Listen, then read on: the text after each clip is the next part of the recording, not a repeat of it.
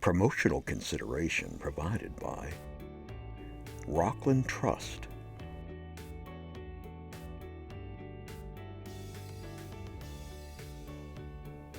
David Rogers Electric.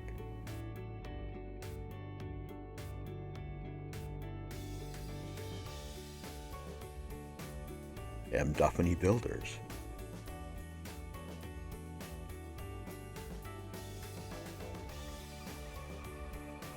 Eastman's Home and Hardware.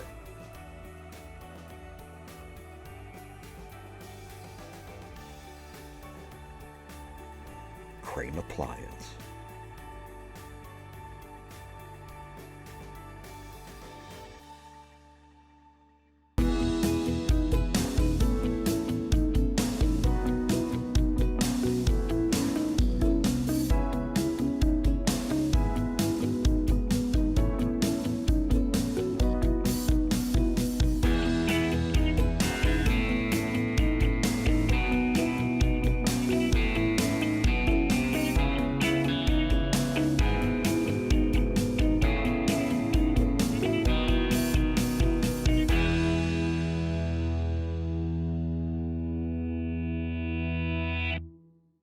Welcome to Falmouth is Cooking. I'm Gail Blakely. I am your host for this 30-minute show where we talk about all things food and local on Upper Cape Cod. Sometimes we go across the bridge, but rarely, and sometimes we've gone over to the vineyard or Nantucket. And today we have a vineyard transplant. May we call you that? You may. We are spending some time with Gavin Smith, who is a food-minded fellow. That's the name of the business.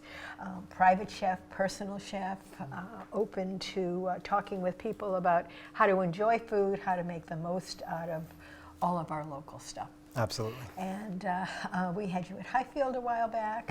Tremendous recipes. We all learned a lot, and I think one of my favorite parts about Gavin is that he is a real fisherman, and I mean a real fisherman. I mean, you know, I think of fisher people going off, and you know, when I was a little girl, I had a safety hook. Sure. On a line, and went down to the dock and sort of dragged it in the water with a piece of bread on it. But you do the real deal. So I do. Before we get into your business and food, how about telling me about your little vacation that you just took where you were in New York doing some real fishing? I just got back from a competition. It was a carp fishing competition in upstate New York. Fishing. Yeah. Okay.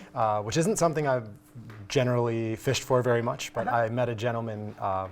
I fished in a tournament on Martha's Vineyard every year. It's a 35-day tournament. People come from all over the world. Wow. And I really, really love that time, and I've done pretty well in it in the past. What time of year is that you It's from mid-September to mid-October. Okay. It's 35 days. It's a lot of fun. They target several species of fish. There's some great prizes, but more than that, there's a ton of camaraderie, and it's just it's a lot of fun. Sure. Now, you're an award-winning fisherman. Yes, I've won that tournament in 2021. I had the first place bonito there, which was really cool. And how big is a bonito? You know, they vary in size. Yeah. I generally fish from shore in that tournament and not from a boat. My particular fish that won was 8.43 pounds, which is on the large side. It was about yay big. For a shore bonito. That's pretty good. Yeah. To put that in perspective, the record from a boat was 13 pounds. So it's pretty sizable for a shore fish. It was great. All right, okay. But this particular tournament, there were actually teams from all over the world. It's a very big, a lot of money involved, that sort of thing. The New York one. The New York one, but we had a nice time. We went up for about 4 days, and you know, we didn't do quite as well as we had hoped, but we had a lot of fun, and we'll go back and see what we can do next time. They'll be waiting for you. That's right, sure. Absolutely. Okay. All right, so let's talk about how you got into a food-minded fellow, which we were just actually schmoozing a little bit about before we went on camera. And you were in Atlanta, I think. Did you ever expect to become a chef and be in the food industry? Well, I went to school for philosophy and for music, so I ended up in the restaurant business. Needed to pay the bills, and so I was working. I started in the back of the house, very quickly kind of moved to the front of the house. I happened to be at least relatively responsible for a young person, and being a relatively responsible person in the restaurant industry, I very quickly got put into managerial roles. Okay. So by the time I was 21, I was the general manager of a restaurant in Manhattan. It was a Neapolitan-style restaurant. The owner was from Napoli. We made our own mozzarella. We did pizza and things like that, but we also did whole fish, veal, that sort of stuff, like right in the oven. What was the name of that restaurant? Da Ciro restaurant. Okay. Is it still there? It is not. He sold that building in, I think, 2011 and moved to Brooklyn, and then the pandemic, unfortunately, took its toll on the second iteration there, Okay. which was really sad. So you did that in New York City? Yep, I was there in New York City for many years. When were you in Atlanta? So we moved from New York City to Atlanta, and we were there for about 4 years. Okay. And that's where you sort of had this little pop-up. Yeah, so I started, I was there and I was the general manager of another restaurant bar, very busy place. It was really time consuming, and it was really operational. My position, I had a staff of over 70 people. Oh, Lord. It was a lot of paperwork, a lot of, we like to use the term herding cats when you have 70 people in a busy bar business. I know it's what really, that's like. Yeah. it can be really taxing. And I really always loved the cooking portion of it. I loved the food. I loved, just taking care of people in a very intimate setting, in an intimate way. And we started to do a little supper club from our house, and that's where the name Food Minded Fellow came from, was that little supper club. Okay. Did your wife coin it? Who was it? Your? It was kind of a team effort. It was between my wife, myself, and a good friend of mine. And then. So let's go to Gavin's. He's a good food-minded fellow. Yeah, exactly. Okay. And that's the name of your business? That's the name of my business, yes. All right. Okay.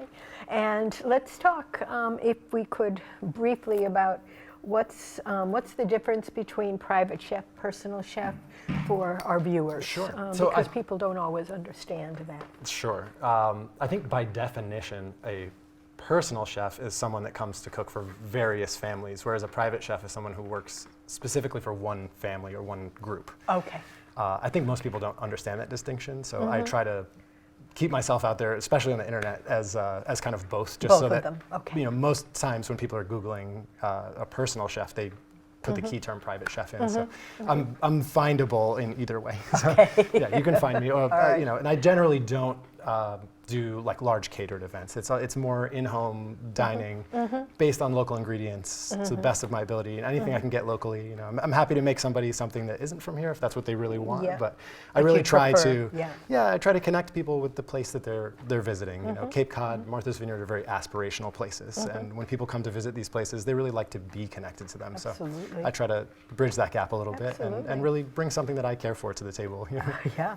And it shows. I'm sure Thank that you. that's what shows. We are going to be making something together in a little bit, but I think that the bluefish pate that we're going to be preparing, the recipe will be on screen, as well as Gavin's contact information will be on the screen. But I said to you when you came to Highfield that I just love bluefish. I think it's one of the most underrated fish. One of my favorite summer dinners of all time is grilled bluefish and a baked potato and coleslaw. Sure. It can't get much more simple than that. How do you make your bluefish when you do it at home? Because we're doing it a little differently today. Sure. I do it various different ways. So tell me about some of them, please. So personally, if we're going to eat bluefish at home, it's generally something that I've caught. I think bluefish gets a bit of a stigma because it can be quite fishy if it's not handled well. So it really begins with the catching and processing of the fish kind of immediately. Bleeding it really helps, A, with the color, and B, with the flavor of the fish. Okay. And then, your storage method is also very important. So if I catch it, we're probably eating it that same day, so I'm not worried about storing it for a long period of time. But sort of like day boat bluefish. Exactly. Yeah. Okay. Usually from shore, so it's more like sand to house. I don't know exactly how you might call that, but we generally it'll either be if we're going to eat it that night, I will probably grill it. And how do you We've done prepare some it? baked How do you preparations, things like prepare that. to, I really like to do very, very simple. I like to let the flame kind of do the work. So if the fish has been properly handled, the fillet isn't super fishy, and it really has a very nice and distinct flavor. The fillet itself is quite flaky, but maintains some firmness. They're really, really nice. It's very, very easy to do, and you can really take that and take the sauce to kind of make it a little bit more interesting. Okay, so what kind of sauces would So, you in the summertime, things kind of evolve. Of course. I tend to lean towards brighter green sauces, maybe a parsley base, and that can go on from there ad nauseum. Different acids, different fats. Something as simple as a gremolata or even a chimichurri, something like that. Interesting. So really, what we're talking about is just plain plain simple grilling the fish. Absolutely. Yeah. Nothing other than maybe some salt and pepper. For a simple squeeze home little dinner, something, absolutely. And then a sauce of some sort. Sure. Okay.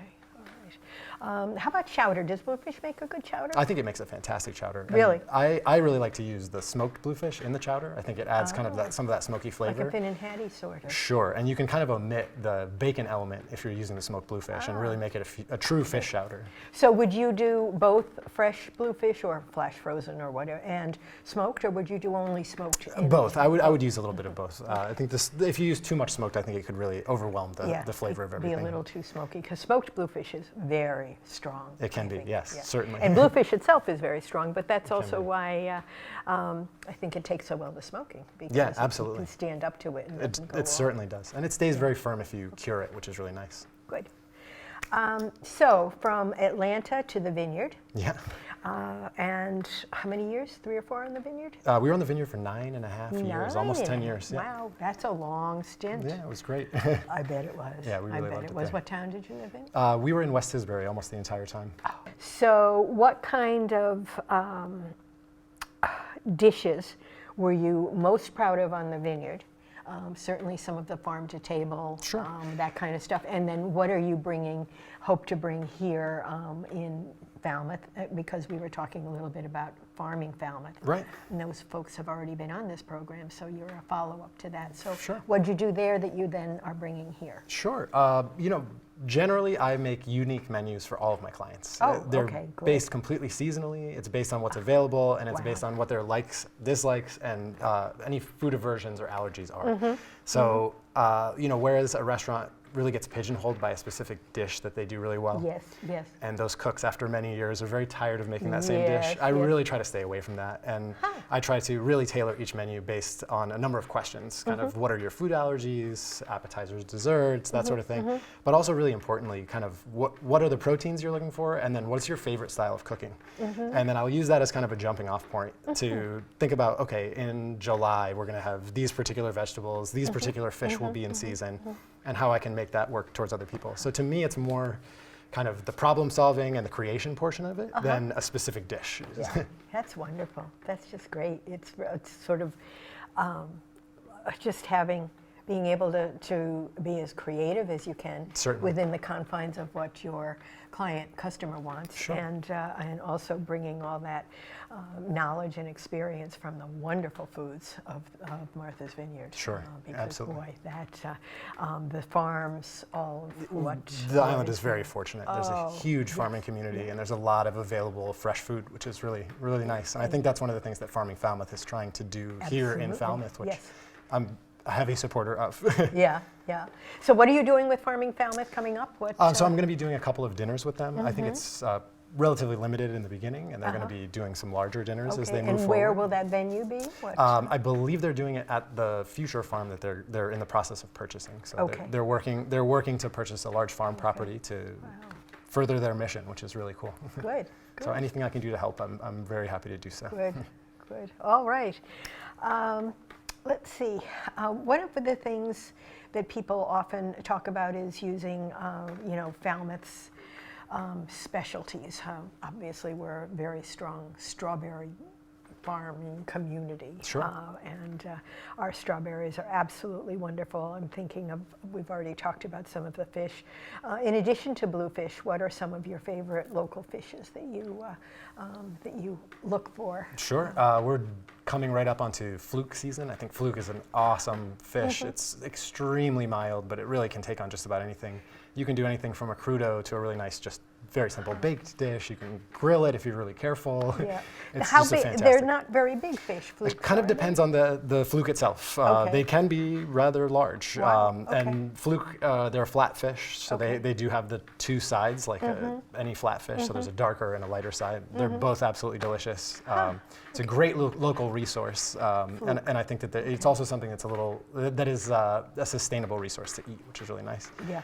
I love black sea bass, which is also coming up. I think that's just a really, really, really great fish to work with. It's very, very easy. It's a nice way to bridge the gap from somebody that's on the fence about whether they like fish or not, you know, because it's a vessel for whatever you want to give it. You know, you can really make that thing taste like just about anything you want, which is really nice. How about scup? What is scup? So scup or pogie is a very small fish that is absolutely everywhere. I mean, if you go out to any buoy, right off the shore, Cape Cod, Martha's Vineyard, Nantucket, doesn't matter. You can catch a bucket full of them. Okay.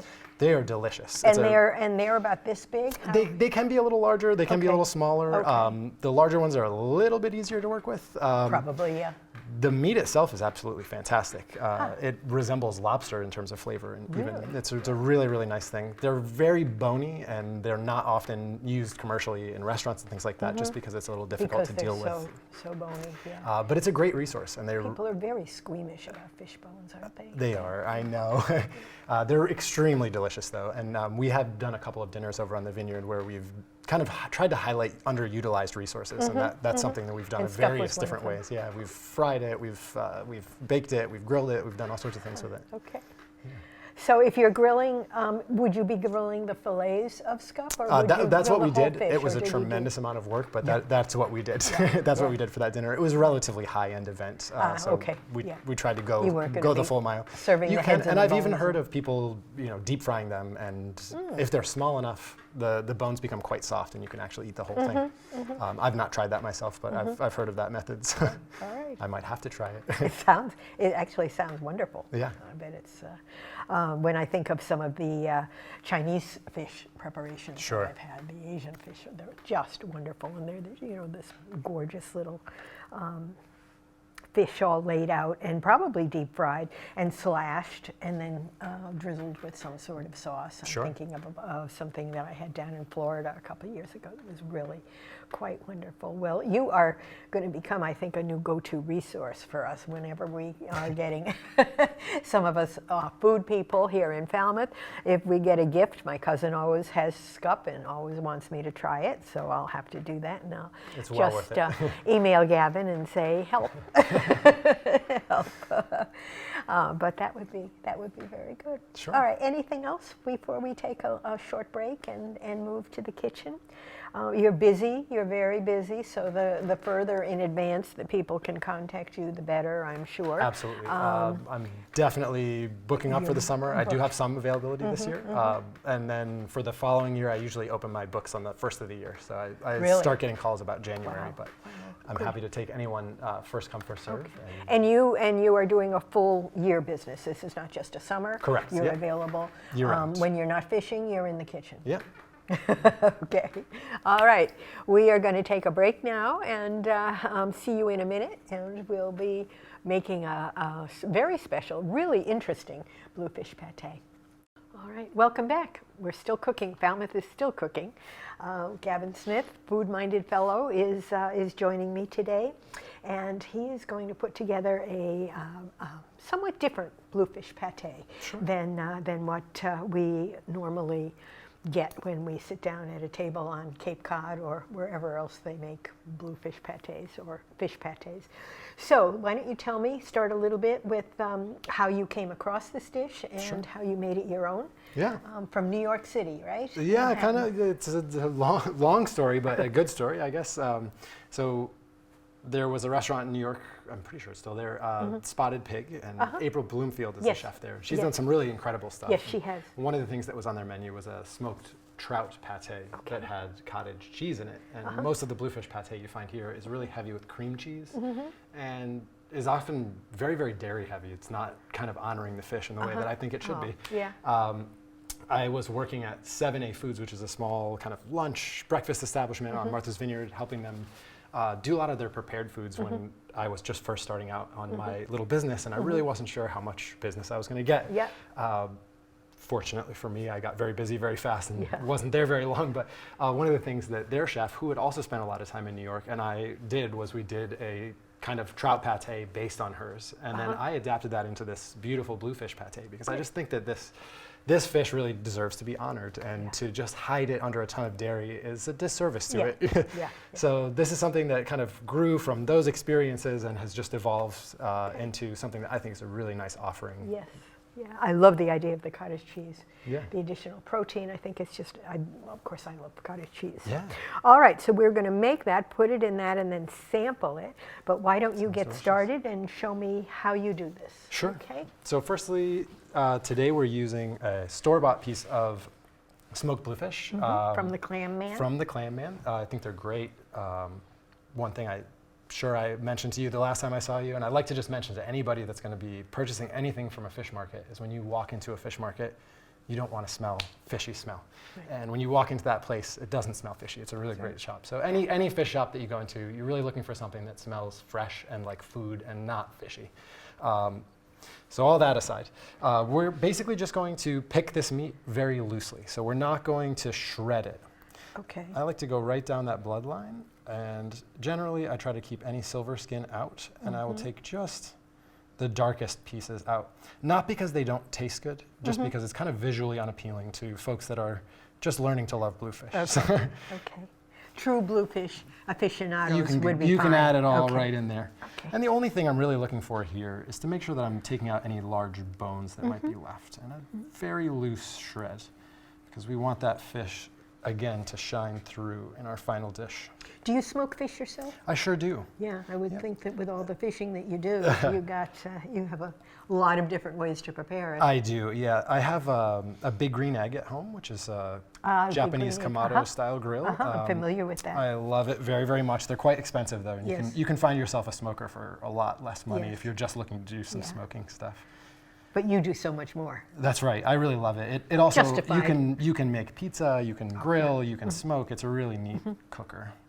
So that's all we're looking for there. It's just a really loose, loosely picked bluefish. Okay. Just gonna wipe my hands quickly. All right.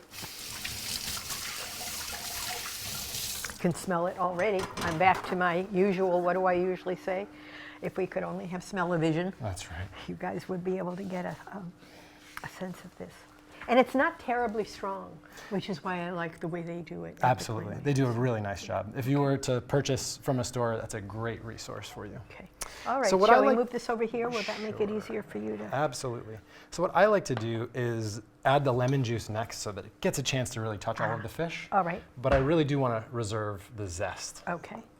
Now, you'll see a lot of people run the zester this direction, where the zest is going straight into something, but you can't really see what's happening with your work surface.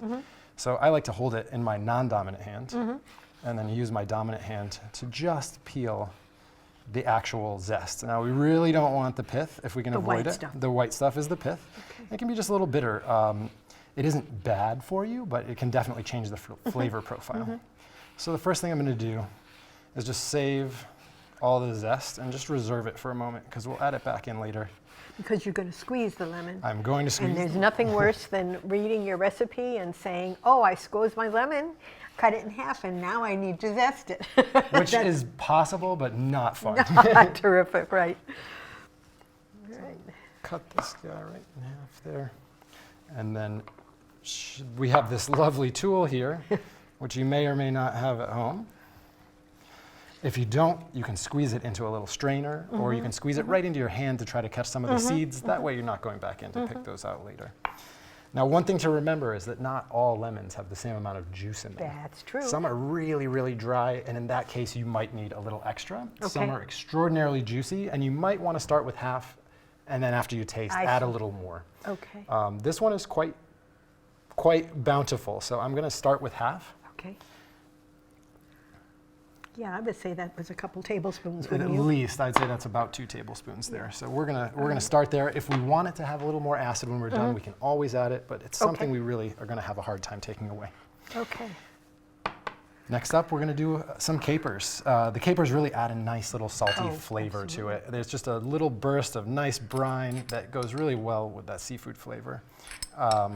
You can add a little extra caper if you really like them, or you can also go light on them if, I know there are a few people that aren't into that flavor profile, which is fine. I don't know, I think they're pretty terrific I myself. think they're wonderful. I use them often. So All right. again, we're using the cottage cheese as opposed to the cream cheese. I think that this just really adds a nice flavor. It really gives you a really nice texture, and I just think it's the way to go. So we'll add our dairies directly in.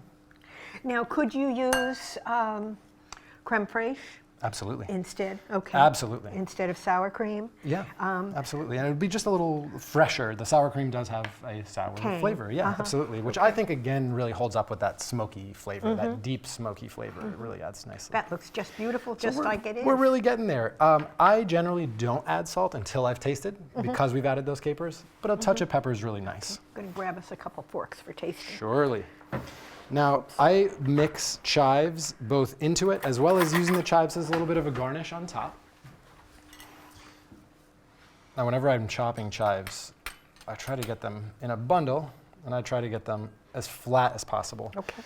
You'll see some chefs, if you're doing a large bundle of chives, you can take a little paper towel and wrap them, and then you work your way back with it, and that'll keep your little pieces like consistent. A little sleeve to hold Exactly. it.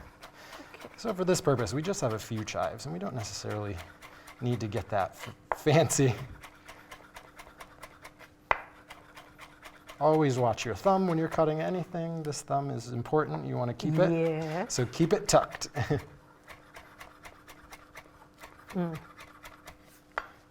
We should have you back to teach us knife skills. That's I beautiful. would love to. Beautiful. Maybe in the winter sometime. Sure. We can do Knife Skills 101 with Gail and Gavin. How I does love that it. sound? That All would be right, great. Okay. When you're not so busy. But Anytime. then the fish will be Anytime, biting. The that's fish may be biting, so who knows? I'll always make time for good food. Don't worry. Okay. Okay. That's why you're a food-minded fellow. That's right. And really, that is all it takes to make an absolutely delicious bluefish pate. That is so we're gonna simple. mix this stuff right up. And then the last thing I'm gonna do is add the zest. Now, if we add the zest too early, you will get the flavor, but the bright color that comes from it that's really gonna add some interest to the dish will disappear very quickly if you kind of add it in and let it sit for too long. So I like to add the zest in later, right at the end. So if you were making this at home and you got it mixed in the morning, and then your people were coming for cocktails at 5 o'clock. I might save that zest in a little bowl in the fridge. Okay, that's what I was thinking. But again, you can mix it right in and you won't lose any flavor at all. And when this sits for a bit, it will actually get a little bit better because everything's getting an opportunity to marry in there. So, Okay. so why don't you go ahead and taste? How long does it need to sit for optimally? I mean, optimally, 10, 15 minutes is really great. That's wonderful. Yeah, it's really nice. At this point, you can adjust. If you'd like a little more saltiness, you can add some salt, or you can add a few more capers. If it's not quite acetic enough, I really like the lemon flavor to shine just a bit. I find that the zest helps quite a bit with that, and you get the real acid from the juice itself. But I try not to go overboard because, again, our goal is to kind of highlight the fish here. Yes. Okay, so, you want to So once scrape we're that into happy, and Gail's tasted it, and she's happy, so I'm happy, we're going to go right into this dish here. Happy bluefish. That's right. Now you can spread that out however you like. You can plate it however you like. You can stick crackers into it. You can garnish it however you like. I'm going to add a few of these little chives.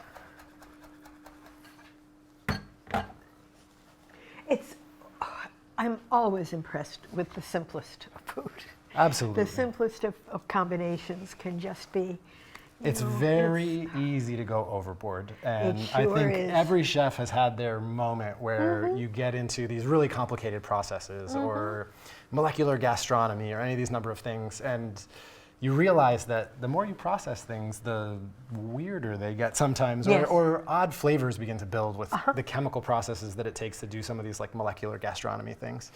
And I really find that excellent ingredients speak for themselves. They do, absolutely. Now with these, it's important to remember that you can absolutely eat them, but this part isn't very tasty, Right. and it's hard to swallow. So sometimes I will just pick the leaves right off. Well, good. As opposed to nasturtiums. Yes, I do love nasturtiums. We're not quite there yet in terms of the season. And you can also do whole flowers, however you like it. That's beautiful. All right. Yeah. And let's move. Oh, let's just work on our work surface. That's okay. Go. We were talking before about looking at the shot and seeing how this is. I mean, we both just love the look of food. Absolutely. So how can you possibly go wrong here? Simple, salt and pepper, half a lemon. Why don't you give it a little taste and tell me what you think? Yeah. Cool. And that's it. That's it. Simple. How long would this last for, Gavin, in the... You could keep this in the fridge for several days. Okay. I wouldn't go, no prepared food should ever be in your fridge for more than a week. Okay. And remember that week starts on the day you prepared it. Okay. And that's just a food safety standard that I think is a nice thing to follow at home. Because if a restaurant couldn't serve it, you should probably not eat it yourself. So, Absolutely. but yeah, I think 3 to 4 days is really the most I would keep this. It doesn't last in my house. It's one of my wife's favorite things. So really? we usually don't go beyond 24 hours at home. But you mentioned serving it on a very simple cracker, like a water cracker. Absolutely. Or these are just sourdough crackers. Definitely. And the other thing I've done a few times is to serve it right on a round of cucumber. I was going to say. Summertime, when it's really hot, I do have a number of guests that are gluten-free, and sometimes the gluten-free cracker selection is not everything that I would desire. So a nice fresh cucumber really brings a nice brightness to this, and it's just a really nice thing in the summertime. And I think what we could do is even just, to get people started a little bit. I really like this because of the fact that the bluefish is so obvious. Absolutely. Which is, as you said, honoring the fish. Yeah. It's such a lovely concept. And we get this started for people just like this. And then they can do their own. That's right. I would even like this on saltines. Yeah, Yeah. absolutely. Yeah, really. I'm a Any vessel. It's a nice little thing. It's very easy to whip up. It's something that is quite local. It's bluefish is really ubiquitous in this area. It's available. It's not in population decline like the striped bass is. Right, It's something that really is something that we can be proud to serve. Good, good. Oh, just to have this, I think, probably just stored in your refrigerator in a container for a couple of days as it gets better, and know that you can always just invite people back after fishing, or even after gardening, after doing whatever one does. For sure. And sometimes I will try to put it in a couple of separate containers, just that way it will last a couple of days, because once you get in there, it's hard to stop. Maybe even hide one in the back. That's right. That's what I often do. All right.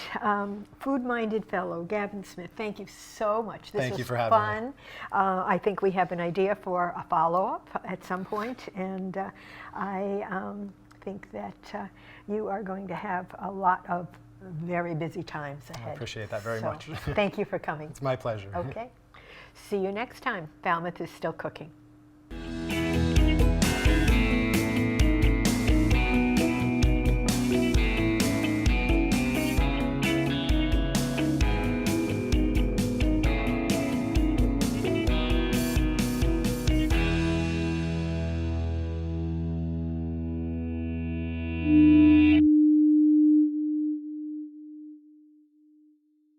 Promotional consideration provided by Rockland Trust,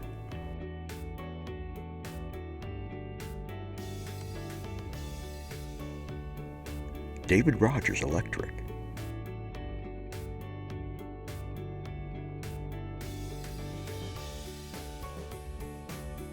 M. Duffany Builders,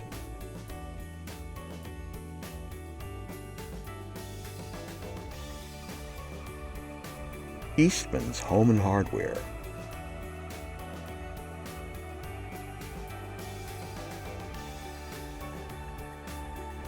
Crane Appliance.